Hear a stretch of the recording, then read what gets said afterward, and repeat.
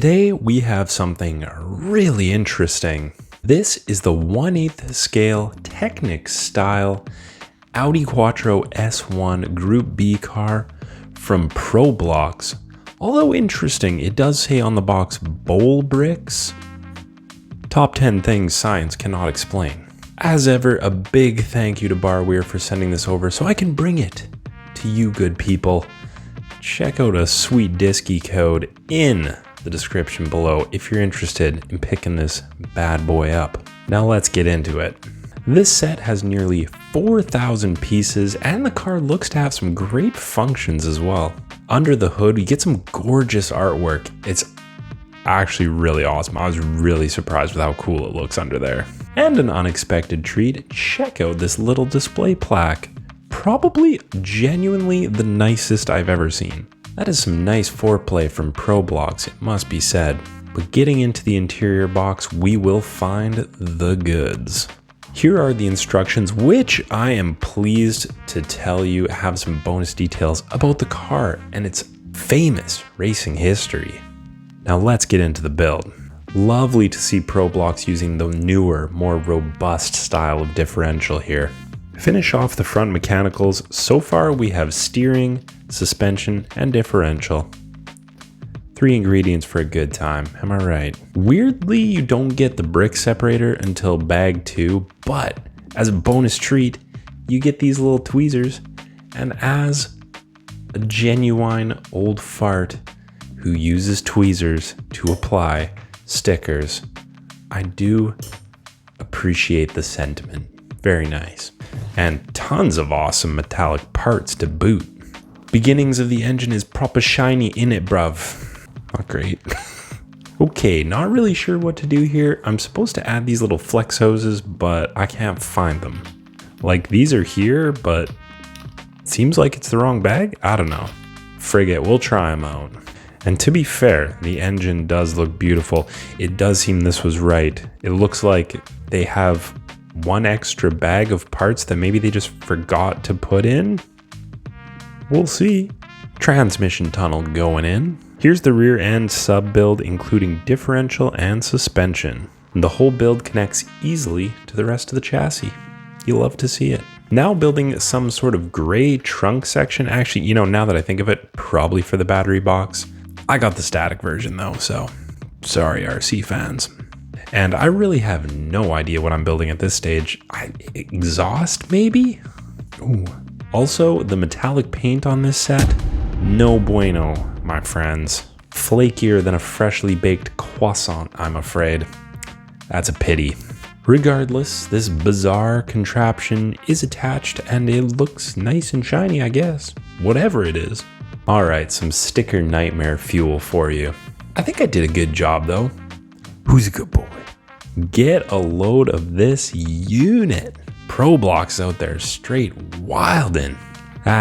Fuck you and your hat. But I would eventually find success. God, I'm so smart and funny and handsome.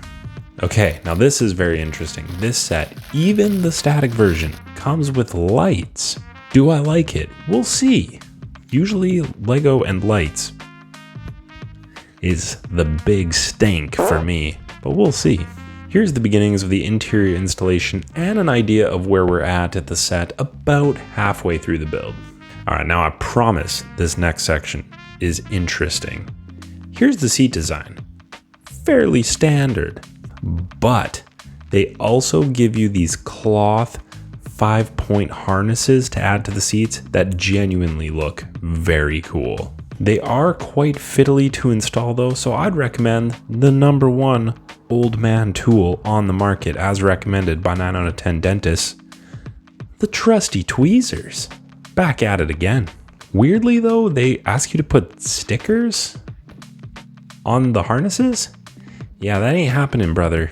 Also, I made some notable adjustments to the belts. Namely, I double wrapped the belts underneath to reduce slack and capped off the bars with open top studs to ensure they don't slip off. They do look epic when they're installed though, really cool touch. Here is the very simple door design, and only one short sticker fueled nightmare later, it is complete and looks good when installed. adding some more engine details, and it's kind of nice that they sprinkle these in throughout just to switch it up a little bit from time to time. But man, I gotta tell you, these stickers are just gross. I mean, just look at this too. You can clearly see my fingerprint was under this one, and I was so careful too. Like, that just sucks. Nevertheless, it is installed, and the interior does look very nice for a Group B era rally car. The build for the front bumper section is pretty boring, but check out the lights. The hood is done, and you can judge the sticker situation for yourself, but check out these front fender pieces. They look really great, and I really like the design of these front rally lights as well. They look very nice. Some really cool trans elements for the taillights. Roll cage is in, and the harness is harnessed. Roof goes on, smooth as butter. Things are looking really good here, but I know what you're looking for. We need some of that good. And here they are, the wheels and tires, baby. And check these pricks out. I really like these white 5 spokes, and they go on with only minimal swearing. They look so good. And here's a little bonus, full size spare tire for the trunk. I love that. Now here we are at the finishing line working on the trunk. It looks great and completes the look of the S1 Quattro. A few dozen stickers later and we are done. Beautiful, yes, but remember, we have one last surprise. We mustn't forget this spicy little meatball. Hell yeah, brother, the only print of the entire set. What can you do? So she's all done, and man, do I have thoughts about this one. You want to do the pros first, or you want to do the cons first? Let's do the cons first. We'll get the ugly stuff out of the way and end on a good note. Cons. These stickers are abhorrent. They are terrible. Many of them go across many parts. Just the sheer quantity of them. I've never seen so many stickers on a set before. And the real kicker that I found, some of the stickers are the transfer, like the stick on and then you peel off the top, peel and stick and peel kind of things. And some of them aren't. And you kind of just get to figure that out for yourself. And that's not super fun. So if you get this set, be damn careful when you're putting the stickers on, more so than you usually are. I mean, I trust you. As mentioned before, the metallic paint on a lot of the elements seems pretty crap. It's pretty darn flaky. But a lot of the elements that are metallic, I feel like don't need to be. Like, it would have been completely fine to just have gray. Somebody getting shot out there? Lord have mercy. Trying to film a Lego video over here, guys. Can you keep the homicides to a minimum? Thank you. Also, they use the old style suspension, and for a set that's got almost 4,000 pieces, it doesn't really inspire confidence with if this is going to be sitting on the shelf for maybe a couple years. I feel like it might get a bit saggy over time. But I mean, really, that's about it for the cons. In the pros category, this is a brand that I'm not super familiar with. I think they might have made that smaller Solus GT that I did a while ago. This is definitely a step up from that. The parts quality, 100% totally fine. Everything snaps together easily, not too hard, not too soft, just how you like. And I mean, look at the thing. It's friggin' gorgeous. It looks so good. And the display plaque, the box, the additional info, like that is just right where it needs to be for this level of a set, in my opinion. And fully licensed from an alternative brand, that's always a bit of a rare treat. Very nice to see. I'm usually not a fan of lights and sets. This was very easy, very painless, and I like it a lot. I think it's really cool. Would have been neat if they could have got the rally lights going too, but this is not bad. And finally, I think it's just a really cool concept. Like, this for me is kind of like the Kata Mazda RX-7. You know, it's just something you don't really think of when you think of these big, massive scale Technic builds. They always go for like supercars or hypercars, like really expensive things.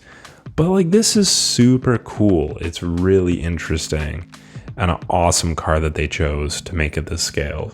So I kind of dig it. And honestly, I just love the look. I think it's great. I think they did a pretty good job for what they had. Also the racing harnesses, that's super cool. That's a small thing that I really liked. That was my favorite part, I think. The only thing, ProBlocks, Bole bricks, if you're listening out there somewhere, pay the extra $5 or $10 to get some prints going. My Lord Almighty, the sticker situation is not great. If you can sort that out and get something like this, you are right where you need to be. But anyway, I want to know what you think of this behemoth down below. Do you like it? Do you hate it? Do you think it's good? Do you think it's stupid? Let me know. I want to hear about it. Thank you again to Barweer for sending this over.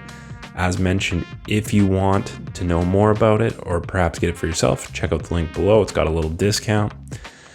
But apart from that, I hope you have a fantastic day. Thank you so much for checking out this video. I appreciate you more than you know, and I hope to see you again very soon. Goodbye.